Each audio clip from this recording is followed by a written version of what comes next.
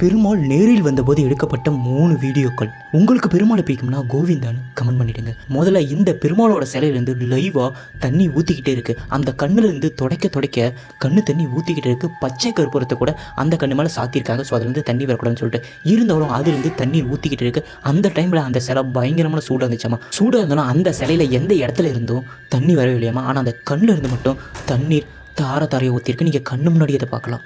ரெண்டாவது தசவதான படத்தில் குலோத்துங்க சோழனால் கடலில் தூக்கி போடுற சிலை உண்மையான சிலை. இந்த சிலை இப்போ உண்மையாலுமே ஒரு இடத்துல இருக்குது. இந்த சிலையை குலோத்துங்க சோழன் கடலில் தூக்கி போடுறா. அதுக்கப்புறம் சில பேர் எடுத்துகிட்டு போய் திருப்பதியில் அந்த சிலையை வைப்பாங்க. அங்கே அந்த சிலை டேமேஜாக இருக்கிறதுனால அந்த சிலையை மாற்றிட்டு புதுசு இன்னொரு சிலையை ராமானுஜர் வைப்பார்.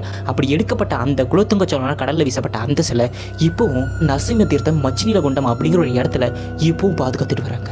1000 வருஷத்துக்கு முன்னாடி நடுக்கடலில் தூக்கிப்பட்ட பெருமாள் சிலை இப்போ ஊருக்குள்ள நடுவுலேயே இருக்கு. 3வது வளர்ந்து வரும் பெருமாள் சிலை. இந்த பெருமாள் சிலை நாளுக்கு நாள் வளர்ந்துக்கிட்டே இருக்குமா. ஆரம்ப